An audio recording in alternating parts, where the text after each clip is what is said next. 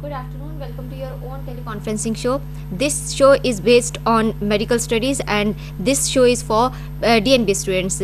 Today we are going to talk about several topics that would be related with respiratory medicines, and this program is based on 5 sessions. In our first session, we will talk about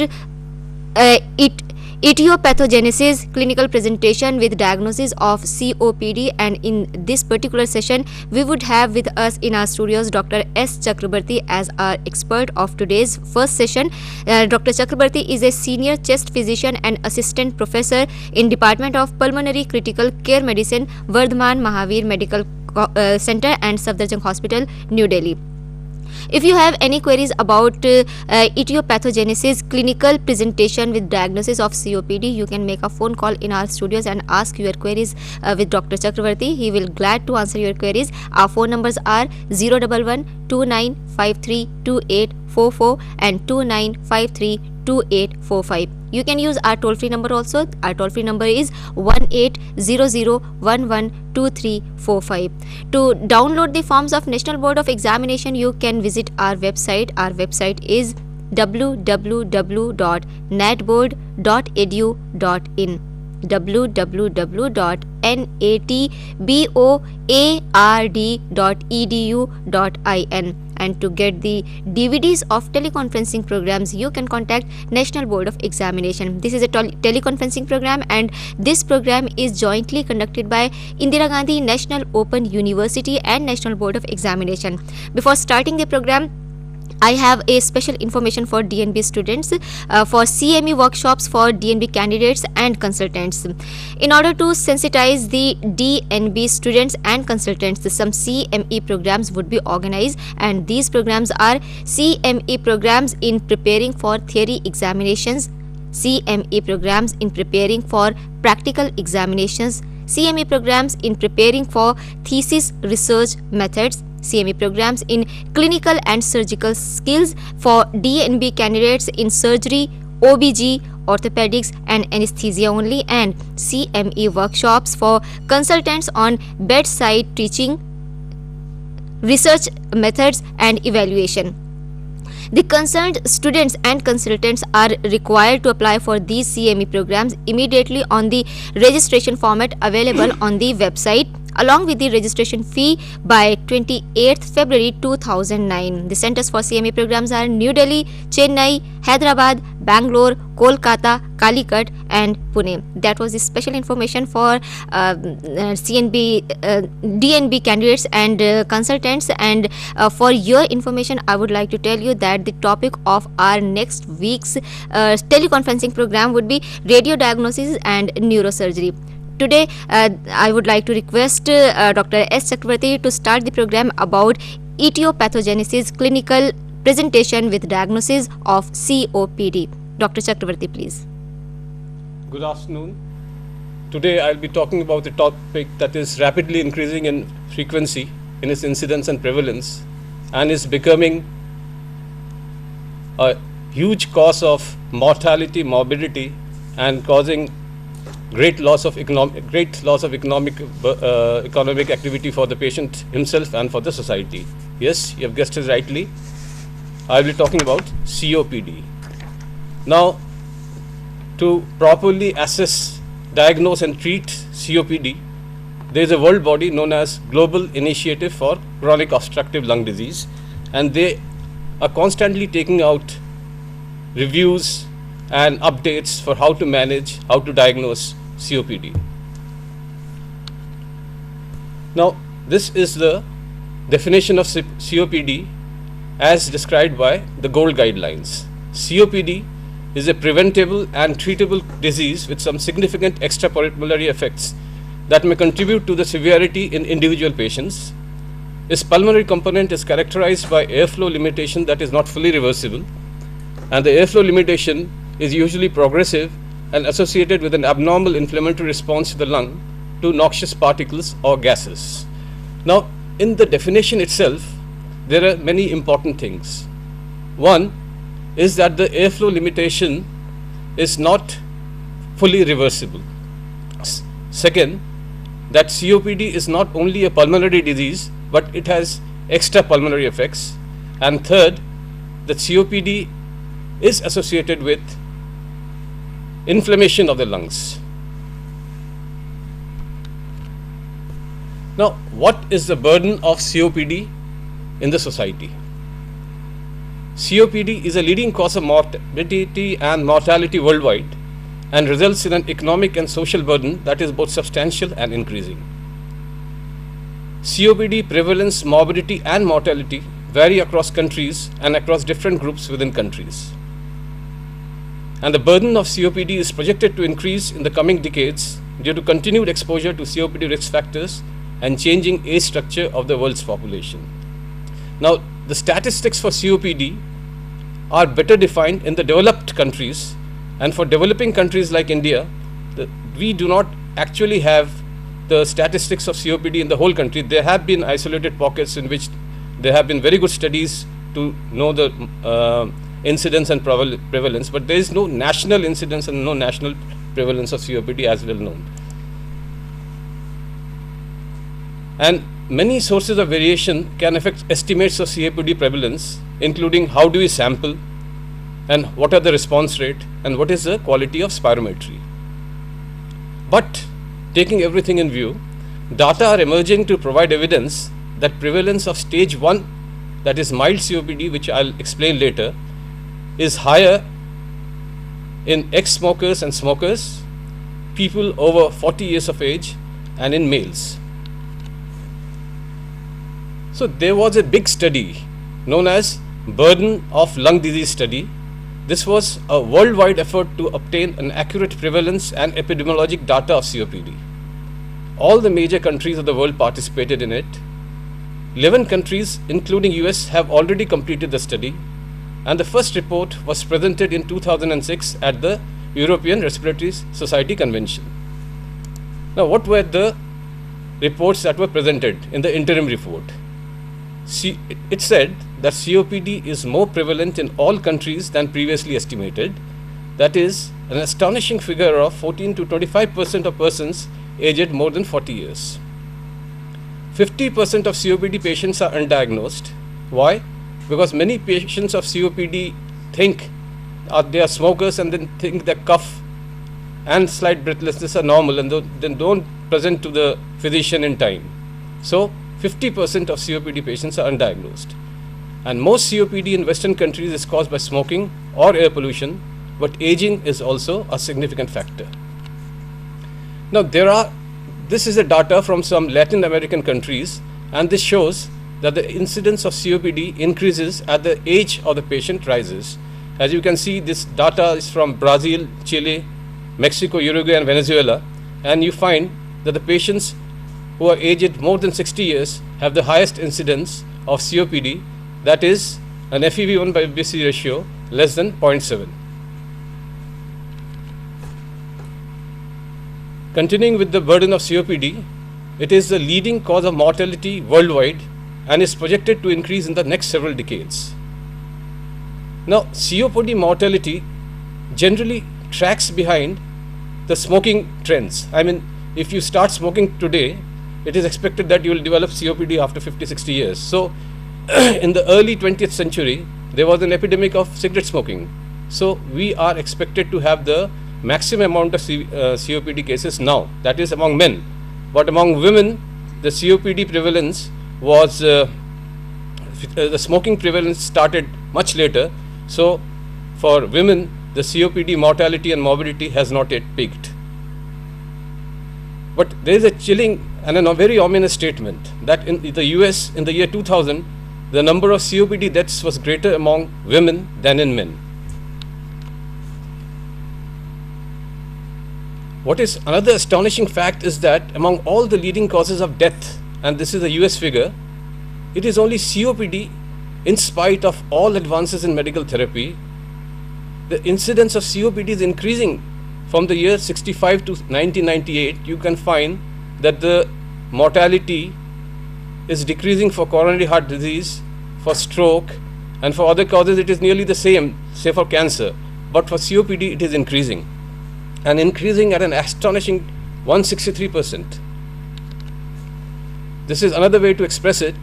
We find that from 1970 to 2002, the incidence of heart disease, stroke, etc., diabetes mellitus, they are either coming down or remaining constant. But it is only COPD which is showing the rising trend. And as I've already told you, the incidence and prevalence of COPD in women have not yet peaked. And so this COPD will continue to plague us for many years to come. Death rates in women are lower than in men because of cultural differences in smoking rates among gender. We are fortunate that in India, many women do not smoke. But as I have already told you, in the US in the year 2000, there were more women deaths for COPD than in men. And in other countries also, the differences are narrowing due to increased rate of smoking in women. What are the risk factors for COPD? The predominant risk factor, and I try to emphasize it, the predominant risk factor is smoking, that is tobacco smoke. There may be occupational exposure to dusts and organic and inorganic solvents that can cause COPD. Indoor air pollution from heating and cooking with biomass in poorly ventilating dwellings is an important cause in our country. Outdoor airway pollution is an important cause. And of course, everything is monitored by the genes. Some people are genetically predisposed to COPD. That is because only about 15% of smokers develop COPD. So, tobacco smoking, indoor pollution, occupational dusts, outdoor pollution, and of course, there are modifying factors like oxidative stress, like gender, age, respiratory infections, socioeconomic status, nutrition, and other comorbidities. As I've already told you that the main risk factor for COPD is smoking. 75% of COPD globally is directly attributable to smoking. In developing countries, this figure can approach 90%. Many longitudinal studies have shown the accelerated decline in lung function, that is FEV1, in a dose-response relationship to intensity of cigarette smoking, that is pack years. If I smoke one cigarette for 20 years, I am a 20 pack year smoker. So as the pack years increase, the chance of developing COPD increases. Now it has been well documented that cigar smoking, pipe smoking, bidi smoking and hookah smoking is also associated with the development of COPD. So there are some Indian data, and you find that hookah smokers and bidi smokers have a great chance of developing COPD. Now, a normal individual loses about 30 ml of FEV1 per year from the age of 25 years. But the age of decline is the amount of decline is so much that he does not develop any symptoms of COPD in his lifetime. If you are tracing the graph with FEV1 on the y-axis and age in years on the x-axis, we find that as the FEV1 falls about 50% of say 60%, the patient starts developing symptoms of COPD. But a normal individual, even at the age of 80, does not develop COPD because though his FEV1 falls, it does not reach those levels. But in a patient who smokes, you find the second graph, you find an accelerated decline. Even at the age of 45, his FEV1 comes to around 50% and he starts having symptoms. And if he does not quit smoking at the stage, at around the age of 70, his FEV1 is only 30% and he develops severe symptoms, maybe death also. Now what happens if you stop smoking?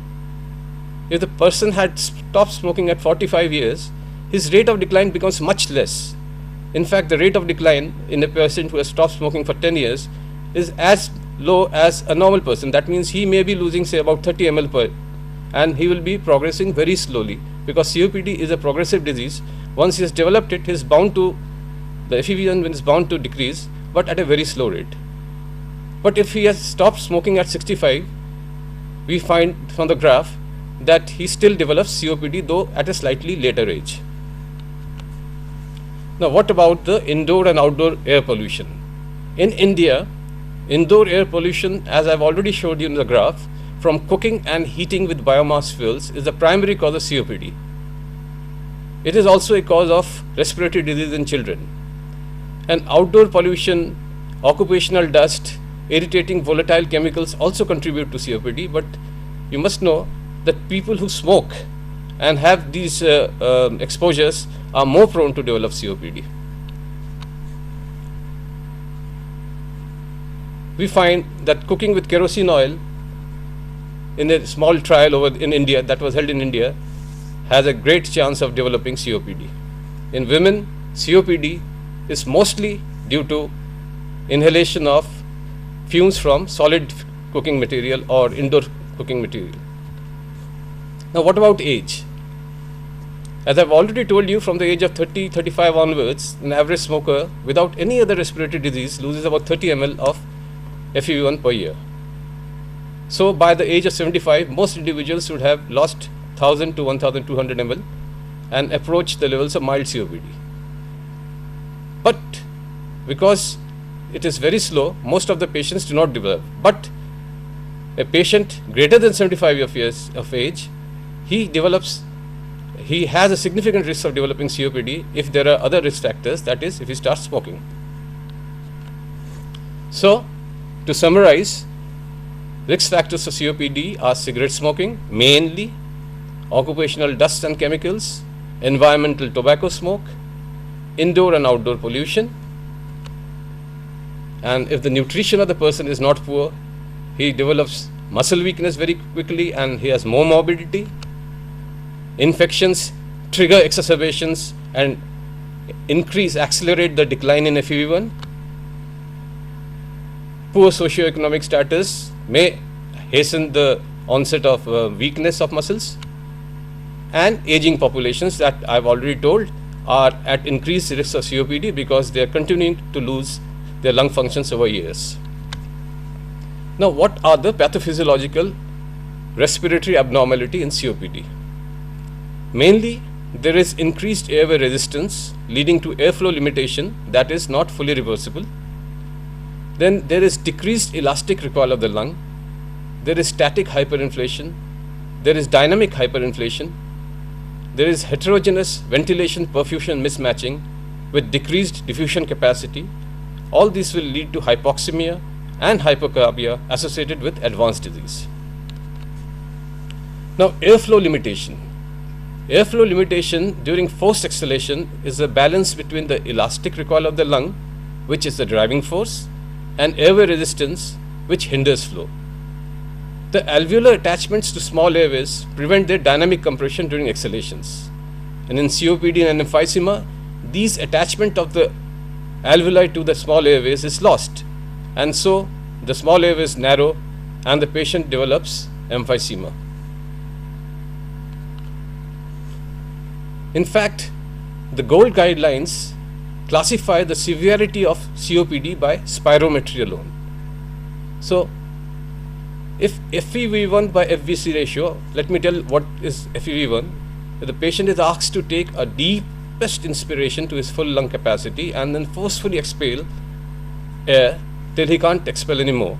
So, the amount of air that he expels in 1 second is known as FEV1, and total amount of air that he expels is the forced vital capacity. So, FEV1 FVC, if the ratio is less than 0.7 and the FEV1 is greater than equal to 80% of predicted, then the patient has stage 1 COPD or mild COPD. If the FEV1 is between 80 and 50%, it is stage 2 or moderate COPD. If the FEV1 is between 30 and 50% of predicted, it is severe COPD. And if it is less than 30% predicted, it is very severe. And I am sorry you cannot see, if the FEV1 is less than 50% predicted plus the patient is in respiratory failure, then also he is very severe COPD. The second point I told you was about static and dynamic hyperinflation. Now, if the lung loses its elastic recoil, the lungs will not collapse, they will remain hyperinflated, and that leads to static hyperinflation of the lung. And what will this hyperinflation do? It will lead to an increase in FRC, that is functional residual capacity, residual volume. So the person breathes at a higher resting lung volume, which is very disadvantageous for the lungs. This hyperinflation increases the work of breathing and places the respiratory muscles at a mechanical disadvantage, because the muscles of respiration become smaller. If the patient is hyperinflated, the diaphragm is lowered down, he loses many advantage. The opposition of the diaphragm to the chest wall is gone. The accessory muscles of breathing come into effect. The inspiratory muscles are at a disadvantage because they are short, and so all of this increase the work of breathing. And further, because of the loss of those alveolar attachments to the airways, smaller airways, there is premature closure of the airways during exhalation, which leads to dynamic hyperinflation of the lung. And this leads to further increase in lung volume and further increases in the work of breathing. Now, what about the gas exchange abnormalities? As you know, chronic obstructive pulmonary disease is a heterogeneous disease in the sense that it is not involved throughout. Some portions of the lung are more affected than the others.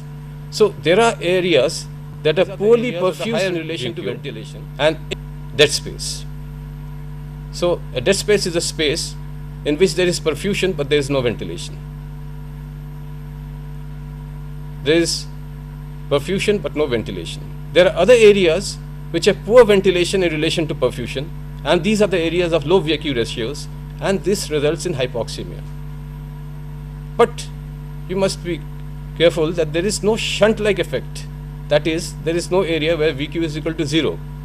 So correcting hypoxemia in COPD with supplemental oxygen is not a problem. If a person is not corrected easily, you can be sure that he has some other problems like pneumonia or left ventricular failure. Now, there is also low diffusion capacity, which results from loss of alveolar capillary membrane. So the person loses the alveolar membrane from which oxygen can diffuse in and out. And severe derangements of VQ matching with severe increase in work of breathing results in hyperventilation and respiratory acidosis. Now, we have already talked of COPD as a pulmonary disease. Nowadays, increasingly focuses on COPD as a systemic disease. There are increasing circulating levels of pro-inflammatory cytokines like TNF, that is tumor necrosis factor alpha, and interleukins. These mediators are responsible for chronic catabolic state resulting in weight loss and muscle wasting. Patients of COPD have reduced levels of anabolic steroids. Therefore, they have loss of weight, their energy levels are low. Weight loss and tissue depletion occurs in 20% of COPD patients. And low body mass index is an independent predictor of mortality in COPD. So what about the pathology of COPD? See, even though the diagnosis of COPD by the gold diagnosis does not mention of any separate disease per se, COPD usually includes chronic bronchitis, emphysema, and disease involving small airways. What is chronic bronchitis? Chronic bronchitis is a person having cough and sputum production for 3 consecutive months over 2 consecutive years. It results from hyperplasia and hypertrophy of submucosal glands located predominantly in the proximal airways. The mucus secreting goblet cells in peripheral airways are increased, and the airways also contain inflammatory infiltrate of macrophages and neutrophils and even CD8 cells. In the normal areas, in the other areas, normal ciliated epithelium is replaced by squamous epithelium. And so, when a squamous epithelium, ciliated epithelium is replaced by squamous epithelium, it destroys the mucociliary transport appearance, and so the patient starts accumulating mucus in his airways. Now, what is emphysema? Emphysema is the distension and destruction of gas exchanging portions of the lung. Now, what is a gas exchanging portion? It is the acinus, which is a unit of the lung distal to the terminal bronchiole. It consists of respiratory bronchioles, alveolar ducts, and alveolar sacs. Centriacinar emphysema is highly associated with cigarette smoking. That is, the alveoli which are nearly associated, nearly proximity to the respiratory bronchioles. So when these are predominantly involved, this is known as the centriacinar emphysema, and it leads to predominant involvement of the upper zones. So the most common type of emphysema in a smoker is a centriacinar or a centrilobular emphysema. And panacinar emphysema involves predominantly the bases of the lung. It involves the total lobule. I mean, all alveolar ducts, alveoli, everything is involved, and it is generally associated with alpha-1 antitrypsin deficiency. And what about the small airway obstruction? The major site of airway resistance in COPD is airways less than 2 millimeter in diameter, where there is goblet cell hyperplasia, the replacement of surfactant secreting Clara cells, the mucus secreting cells, there is smooth muscle hypertrophy, and one thing is important is the small airway patency is always maintained by the surrounding lung parenchyma that provides a radial traction to bronchiole. And when, because of emphysema, this support is lost, it leads to narrowing of the small airways. Now, this is a normal bronchiole. You see that it is being held in place by the surrounding alveolar attachments. Now, what happens in emphysema is that the alveolar attachment is lost, and you see that the airway is collapsed, nearly collapsed, and because of loss of attachments due to emphysema, and there is fibrosis and inflammation. This leads to airway closure, small airway closure. So, inflammation in COPD can lead either to a small airway disease due to airway inflammation, airway remodeling, a parenchymal destruction due to loss of alveolar attachment. This leads to a loss of alveolar detachments and decreased elastic recoil, and all this will lead to airflow limitation. Now, even asthma presents with cough and breathlessness. So, how do you differentiate from asthma and COPD, which is important? Because in both asthma and in COPD, there is inflammation of the lungs, but the nature of inflammation is different. In COPD, there are more neutrophils and macrophages and CD8 cells, whereas in asthma, there are more eosinophils. The key mediators in COPD is interleukins and TNF, interleukin 8, whereas in asthma, the key mediators are interleukin 4, interleukin 5, and NO. There is much more oxidative stress in COPD. And another important thing is that in COPD, the site of obstruction is in the peripheral airways, or it is a lung parenchyma, whereas in asthma, it is in proximal airways. And COPD do not respond to steroids as they respond in asthma. So, to cut a long story short, cigarette smoking, because of host amplifying mechanisms, causes lung inflammation. There is a problem between proteinases and antiproteinases. There is a problem between oxidants and antioxidants, and there is a problem in repair mechanisms which leads to COPD pathology. Now, I'll try to focus it a little better. See, tobacco smoking will lead to stimulation of alveolar macrophages in the airways. Now, alveolar macrophages will now secrete chemotactic factors and will recruit further cells like neutrophils and CD8 cells. Now, smoke, they also inhibit proteinase inhibitors in the lung, and they also cause injury to parenchymal injury, also cause injury to parenchymal cells. So, all this, what happens is when there is inflammation of the lung, neutrophils, macrophages, CD8 cells secrete proteases, metalloproteinases, other oxidants, and cause injury to the extracellular matrix. And this results in emphysema. So, not only smoke causes stimulation of alveolar macrophages and recruits neutrophils, it also inhibits the protease inhibitor which normally protect the lung from proteases, and it also inhibits the antioxidants of the lung. It also inhibits the repair of the extracellular matrix.